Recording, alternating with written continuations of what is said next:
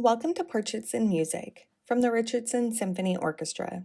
I'm Shauna Morin, Director of Audience Development. Together with music director Clay Couturiaux, we will take you behind the scenes for inspiring conversations with our guest artists and a closer look of what makes the symphony come alive. Whether you're a longtime concert goer or just curious about orchestral music, you'll find something special here. This is your backstage pass to the stories, creativity, and passion at the heart of the Richardson Symphony. Hello, everyone, and welcome back to Portraits in Music. We're so excited for our conversation today. As you can see, it's not just Clay and I. We have a very special guest on, and I'm going to let Clay introduce him because he's just a phenomenal person and a really incredible musician, and we're so excited to bring him to Richardson. Yes, that's right, Shauna. I'm very happy to introduce Andrei Ioniță, a fantastic cellist. He picked the right instrument because that's my instrument also. And I'm just want to say welcome to you, Andrei, and we really look forward to having you with the orchestra. Thank you very much for having me over here on the internet and then in just a couple of weeks in person. Absolutely. So obviously you're in Germany right now, but let's get to know you a little bit better so our audience can get to know who you are and be as excited as we are to actually meet you in person. Where are you from originally? Right now, I am a Berlin-based Romanian musician. I was born and raised in Bucharest.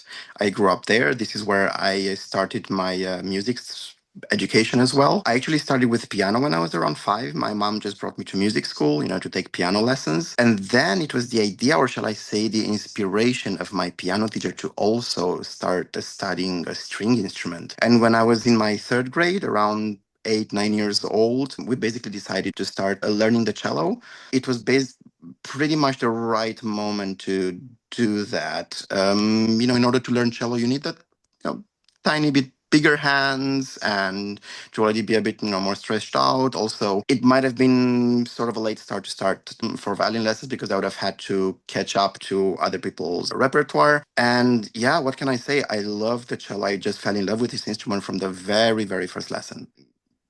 I got the bow, shown and literally put in my right hand.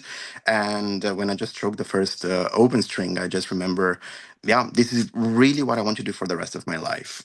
For some reason, there was never a moment when I doubted that I wanted to become a musician or to performing artist. I did love natural sciences as well, for example, like maths or physics. However, I always envisioned myself just being on stage. This is where I feel at home, and it's my greatest passion.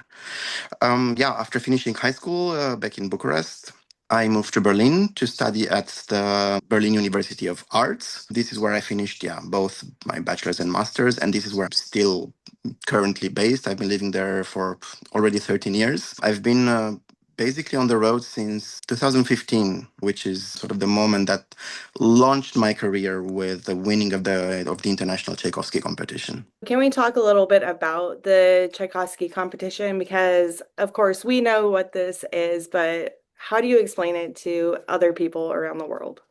The Tchaikovsky competition could be, in a way, considered sort of the musical or the Olympics of classical music. It takes place once every 4 years. At least for cellists, it's really one of the most renowned competitions. And it just provides this unbelievable visibility platform.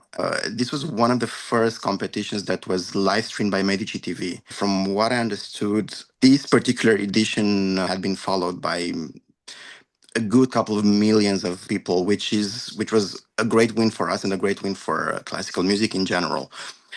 I would say that in my case, there was really a before and after. I had already been prize winner of and even winner of several other international competitions, but reputation-wise and opportunity-wise, there was none other which compared to what Tchaikovsky managed to provide me. Just the name Tchaikovsky itself in the competition. If people Absolutely. don't know a lot about competitions, they know that name for sure. Yeah.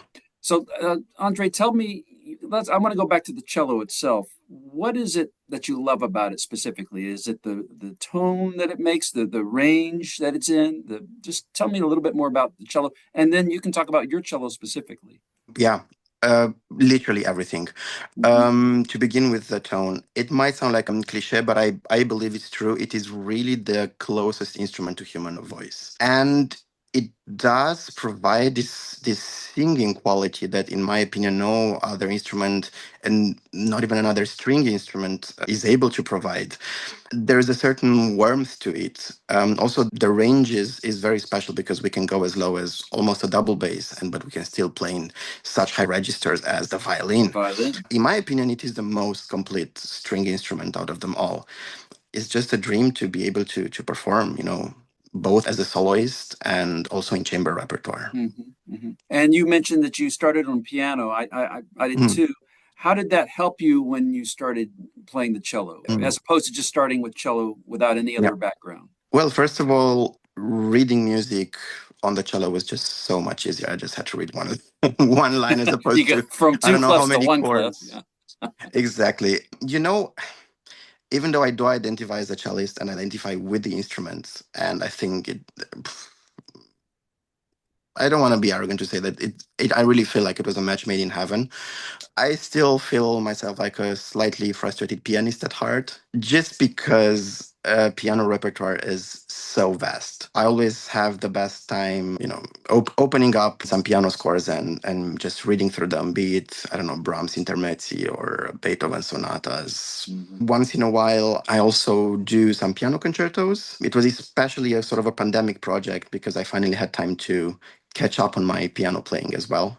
So my piano teacher also tried to still teach me as much as possible while I was, practicing and learning cello on a parallel level. And yeah, once in a while I would do, let's say, a combination of Mozart piano concerto in the first half with the Haydn cello concerto in the second half. It's not even a means to show off, but just as a means of finding different forms of expression. I do consider myself a musician first and foremost, and it Yes. just so happened that a cello was the means of expression that brought me everywhere and is still bringing me so much joy. As a conductor, having a string background as a cellist, when you accompany string instruments, there's a little bit of advantage because you have a feel for the instrument and Mm, you know some. Yeah, of course, you can always watch the bow, and that tells a lot.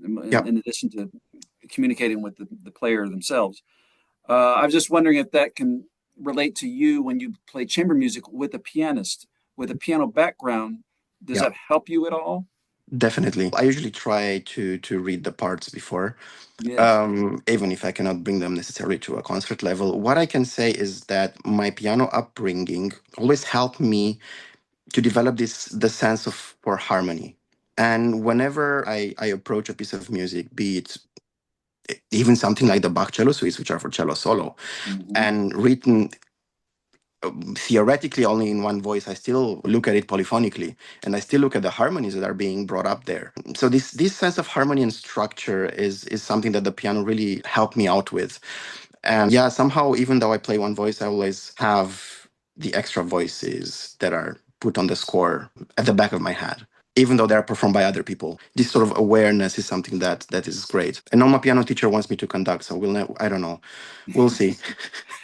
So tell After me, my very first, yeah, after my very oh, first very solo first recital, conducting is a after my very first solo recital back in high school, she came to me and told me, now I have to conduct as well. But I haven't started up on that yet. careful. Once you do that, you can't stop. I trust me. So Yeah, yeah. I want to do it properly, learn it properly first. Yeah. exactly. Clay is a Um, great person for that. He does actually teach all the conductors at the University of North Texas. that's So right. there you There go. we go. I have plenty of conversations about that later. Great. I was just going to ask about your cello, your cello specifically. Tell us what you play Yes. and how you came about choosing that cello. Right. So until last year, I actually played a wonderful instrument from the 17th century on loan from a German foundation, Deutsche Stiftung Musikleben. It was an Italian instrument from 1671 by luthier Giovanni Battista Rogeri, one of Amati's students. And this is the instrument that accompanied me during the competitions and during the beginning of my career. However, they have a very official program for people under 30. And I'm still young, but not that young anymore. So last year I had to give back that instrument. However, in the meantime, I managed to acquire a modern instrument, which finally comes from the same town that the Giovanni Battista Rogeri was built in Brescia, not far away from Milano, around 1 hour away from Milano. Even more funnily, this instrument is modeled after a Pietro Giacomo Rogeri, after the son of Giovanni Battista. Okay. So yeah, I stayed within this Rogeri family, and it's such a wonderful instrument. I'm very, very happy to present it everywhere in the world and also in Richardson.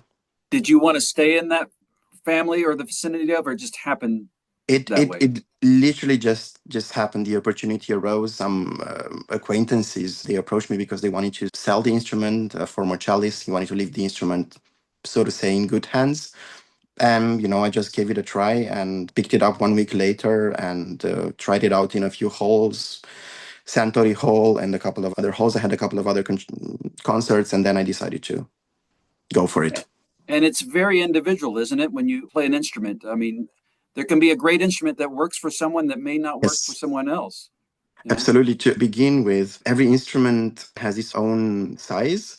In German, the word we would call is Mensur. So basically, the distance between the notes is always different for every Mm-hmm. instrument. So it depends on each person's hand conformation. On top of it, there is instruments that need a tiny bit of resistance. Some instruments that sort of speak from themselves. However, they might be on the friendlier side, volume wise. So it really depends on each player's type of playing, how let's say focused or relaxed they are, and so on. Someone our audience may not realize, but the bow that's used for the performer is as important and sometimes more important than the actual instrument. It can make a difference in the player's uh, Yes, position. it makes half of the story for sure. Mm-hmm. Mm-hmm. Yeah, I'm also very happy to be performing right now on again a modern bow by a very, very talented New York-based bow maker, Ronald G. And he was very kind enough to trust me with his bow. Do you like a heavy bow or a light bow, or what is your preference? I would say it depends on the repertoire. Good, However, good. mostly in order to perform concertos, I do enjoy playing on this particular harder bow. Do you have a favorite? I know this is a really hard question. Do you have a favorite composer or a favorite piece that you just absolutely, if you could perform forever and ever, that would be your one go-to? Besides the Schumann concerto. There you go. Yes.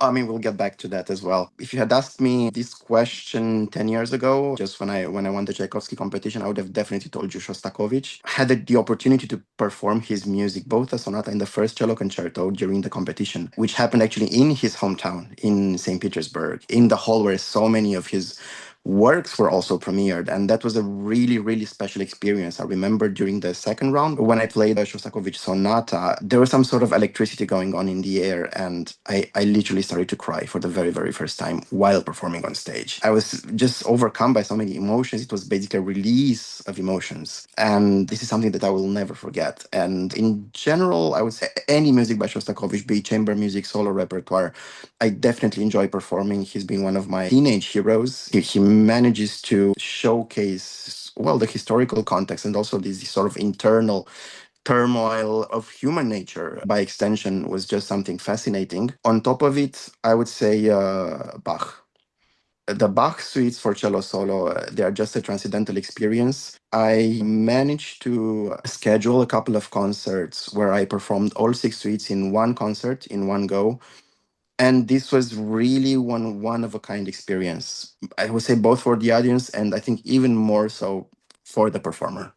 Do you play the fifth suite scordatura or not? Yes, Yes, Scordatura. It of has to course. be. It has to That be. for our audience, that just means tuning one string to a different pitch. Yeah, that it was Exactly. originally intended for. Yes. And for that particular suite, which is kind of darker in colors, it helps out with these sort of darker tones and chords. But it's interesting, and it should be this way as an artist. You know, you say Shostakovich as a young man, and it'll always be in your heart. But as you add repertoire or as you grow as a person, your Yes. thoughts on music can change, or at least opinions and thoughts of composers. And it's just always interesting to me to hear the opinions of from all artists. Well, should we get into the Schumann concerto a little bit? Yeah. Absolutely. Let's talk about cello concertos in general. How does this fit into the realm? Let's think of all the cello concertos: Dvorak, Elgar. There's Schumann, Saint-Saëns, both Haydn The classical cello concertos, concertos. classical. Hmm. How would you fit this in all of these concertos, Shostakovich concertos, you know, Of all of it. course. Schumann concerto occupies a very interesting spot in development of cello repertoire. It's historically speaking, it literally sits, I would say, between the classical period and the sort of very big symphonic cello concertos like Dvorak and Elgar. From a stylistic point of view, I would say it is considered, chronologically speaking, the first, shall we say, canonic romantic cello concerto. It's a really fascinating piece. It's one of the very first concertos, I think, in music history that were written without a break between the movements, where the movements just flow one into the other. So it has a very interesting structure. That's All connected, all yes. connected, yeah. So it feels like it tells such a personal story. There's this sort of whole narrative there, which Schumann wrote this piece towards the end of his life, while his contemporaries, even his wife Clara Schumann, she viewed this concerto rather as an optimistic work for Schumann. Even though he had been sort of a troubled personality with lots of internal issues, this was perceived as kind of a breakaway piece for him. However, there is this inner dialogue that's always happening within the piece, especially in this first movement. It's very poetic, at the same time very dramatic. It's like two voices battling each other out or just having a dialogue with each other. For people who are familiar with Schumann's music, he used in many of his works these sort of two fictional characters or alter egos, Florestan and Eusebius, the very dramatic one or the fiery one, and then the super sensitive and introverted personality. We can even see this within the first two phrases of this concerto, how the very beginning is incredibly poetic. He put in the dynamic of piano for the cello solo, which is actually unusual for a beginning of a whole cello concerto. And then up comes some like really fiery passages and arpeggios, and we see the fiery character And contrasting it's right away. I mean, there's no real right away big within orchestra 8 bars. introduction. Yeah, Yeah. just that's amazing to me. Maybe not influenced a little bit by Mendelssohn, because I'm thinking the violin concerto has very little introduction, and it also goes movement to movement without stop. So Yes. there's some similarities. Definitely. I would say in the music language, many people probably consider Brahms the epitome of, let's say, German romanticism. However, in my personal opinion, and from an emotional point of view, to me, he's the symbol of German romanticism and romantic music in general. He really manages to create this image of the less understood genius personality. And there's something that just transpires all the way through his music. There's these sort of neoclassical aspects. He manages also to balance out the very symphonic with the chamber-like structures as well. You think about the second movement, where there's this wonderful, wonderful solo done by the principal cellist, which is kind of a love dialogue between the soloist and the principal cellist. Exactly. And I can't think of another concerto that is quite in that approach. It's very unusual. And I agree with you, a little bit of neoclassical, especially in that movement. The entire concerto is like chamber music. Absolutely. Last movement is marked by this fugato,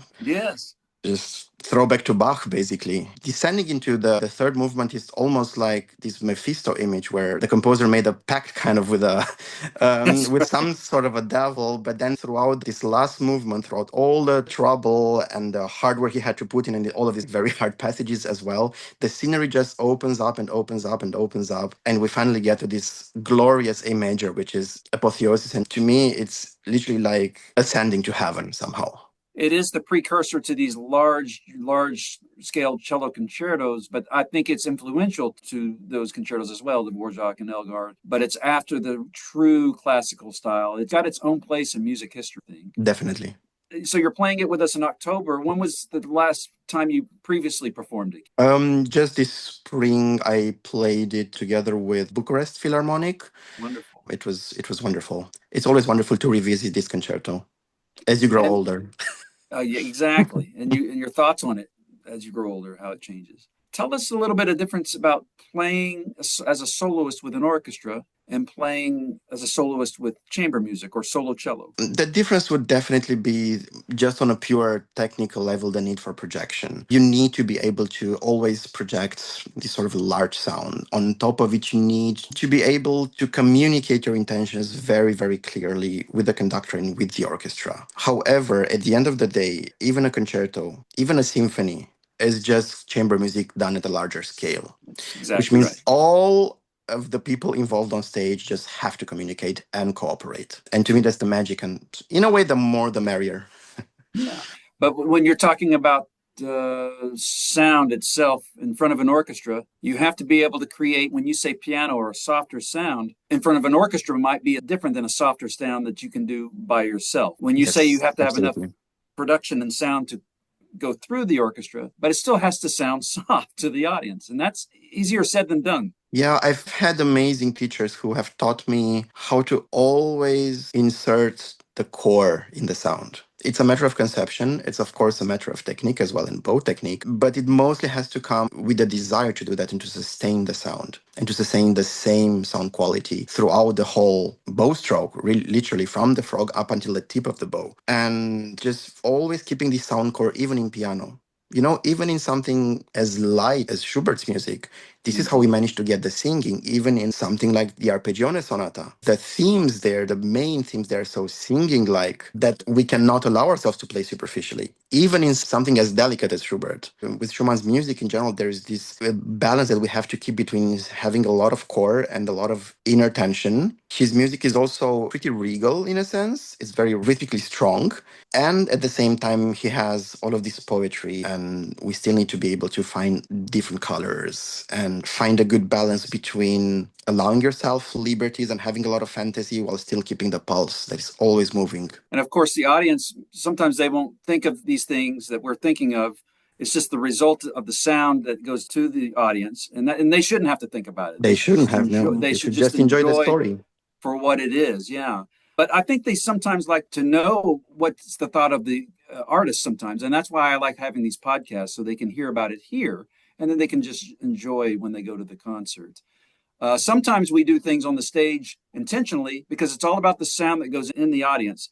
It doesn't sound that way on the stage. It may be a little more brutal or it sounds different on stage, but the result is correct in the audience. Oh, yes. I mean, if you're purely talking about instrumental playing on the strings, when performing a concerto with orchestra, it is sort of needed to, let's say, go with your bow closer towards the bridge. It does require a bit sort of more resistance from the string and allows you to dig into the string as well in a stronger way. However, yeah, the sound that is coming out right next to you might sometimes get slightly on the harsher side. However, in the audience, you just have this nice core.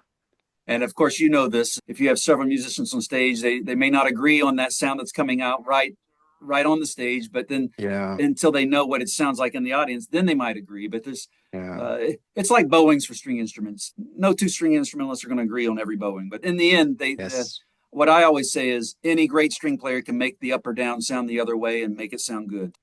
So I'm just curious. We Yeah. have an international competition that we do for young artists as well. It's for string and piano. So being so involved and internationally traveled and also going through so many competitions, do you have any pieces of advice that you would think would be important, little nuggets for them to carry on and just really think about when they're going to try to perform or in competition settings because it is a lot more pressure compared to performing with your teacher in a studio? Yes. Number one is whenever you approach a competition, it would be great to always come with repertoire that you feel comfortable with or repertoire that you had the time to really delve into. It's kind of dangerous to apply to a competition and then realize 3 weeks before, oh, I haven't managed to look at this etude or this movement. Number one. Number two, the jury that are listening to a competition, in most of the cases, they're not really looking for mistakes. They're rather looking for the next artist to listen to for long-term purpose. Actually went to the Tchaikovsky competition. I remember it was probably the most terrifying experience I ever did in my life. However, the most important thing is to just go on stage and basically feel like you're giving a concert for the people, because the jury members themselves, they are members of a public. They want to be treated as a public member as well, as opposed to just somebody marking up or down. Number two, talking about practicing in general. Of course, we do need to practice a lot to put in the, let's say, the amount of work and the amount of hours. The most important thing is, though, is how you practice and how smart you practice, how concentrated you are. It's really important in these developing years to really dig deep into the nitty gritty, the very small details, even like pure technical details and find, for example, the right type of movement that fits your body, that fits the instrument, in order to be able to develop this array of skills that could help you out for the rest of your life, that could allow you to learn repertoire, a new repertoire fast. I mean, this sort of instrumental basis, I think, is the most important thing that everybody should sort of strive for, and to just get the feeling for the instrument, so that the instrument feels like an extension of yourself and not a monster that you have to master. Otherwise, to everybody, no matter what instrument they play, just do your scales. I tell my daughter that all of the time. Yeah, unfortunately, as painful as it sounds, it's just the way it is. You know, just as long as they're done every day, it will pay off. Yeah. Absolutely. I don't have to do scales anymore nowadays, even though I still sometimes do to keep in shape. But that's because I did them every day back when I was studying.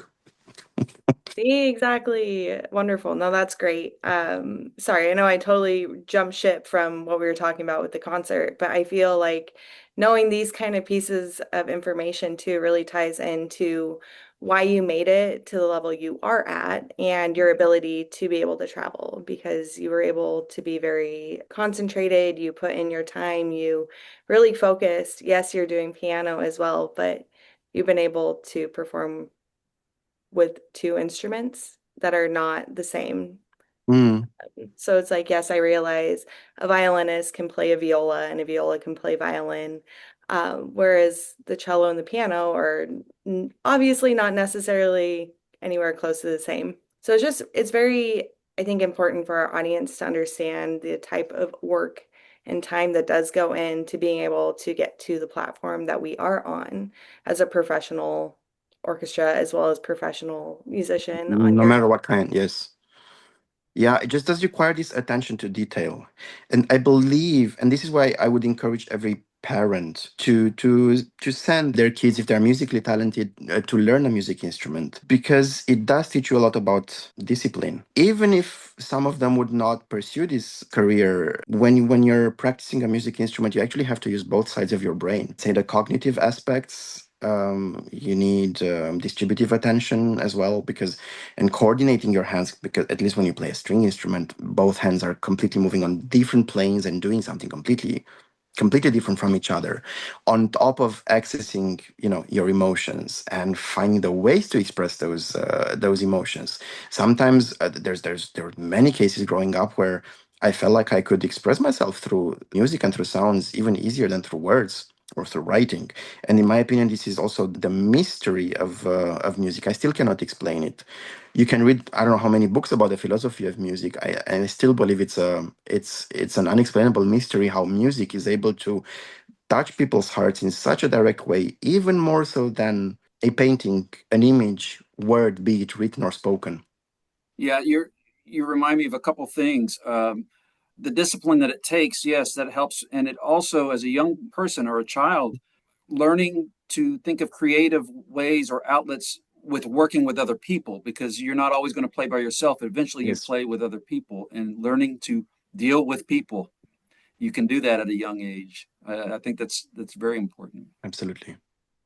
So, how often do you make it to the United States to perform? I would say a couple of times a year. I do consider myself lucky to have this opportunity and to be enjoying traveling across the United States, because it's really such a vast country and so diverse as well. Every state has, their own traditions and culture and food and landscape. It's just wonderful to, for me, it's always a wonderful experience to come to the States and to meet great people. American classical music institutions, they know how to provide hospitality for their guests. And this is something that I really, really appreciate. I appreciate just sharing my music with the audiences. Yeah, I last time I was there was just a couple of months ago, back in May. I also performed in several places. I've only been once before to Texas. I performed in San Antonio, so this would be my second time. In any case, very first time performing around, in this Dallas metro area. That's great. Well, that's so wonderful. I know you perform with one of our favorite other musicians, and you do a lot of chamber work with Will Hagen as well. Yes, And absolutely. So it's so fun for us, I think, to be able to bring on someone else who you have the same energy, the same warmth. And so it's really exciting for us to be able to share you with North Texas because we are such a huge and diverse population. I think in Richardson alone, we have, I think, 76 different languages that are spoken, which is not the norm for most of the United States, as I'm not sure where all you've traveled here, but we are a very fun and dynamic population. And so we are able to bring this music to just such a great amount of people who are from all different walks of life. We have so many immigrants here as well. And so it really is a melting pot. And I feel like we are truly blessed. So it's truly so special to be able to bring someone else of like you who has traveled and who is very Mm. high caliber into our culture, our community, and be able to represent you what you do on stage. Well, thank you. I'm really looking forward. Absolutely. And yeah, you were talking about, yeah, we're mentioning Will Hagen. He's really one of my best violinist friends. I'm also going to perform the next couple of weeks, couple of chamber concerts that he's organizing in his hometown in Salt Lake City. So if there's anybody in Salt Lake City who might be interesting, they could just, yeah, check out the Utah Chamber Festival. Fantastic. He's a great guy, and you are too. Maybe someday, after years later, we'll have you do Schumann now. Maybe we'll do the Brahms double or something Brahms years double. later. Yeah, Amazing.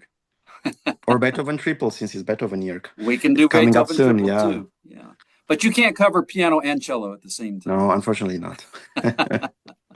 But yes, thank you so much for all of your time and for this really great conversation. I know the Thank you. musicians look forward to working with you, as do I. And it's coming very soon, next month. Thank you. I'm really, really happy to be joining you very soon. Well, safe travels until then, and we will see you in October. Thanks for joining us. If you enjoyed this episode, please like, comment, and subscribe to our channel for more behind-the-scenes stories and inspiring conversations. Prefer a podcast? Find us wherever you podcast. I'm Shauna Morin, and we'll see you at the Symphony.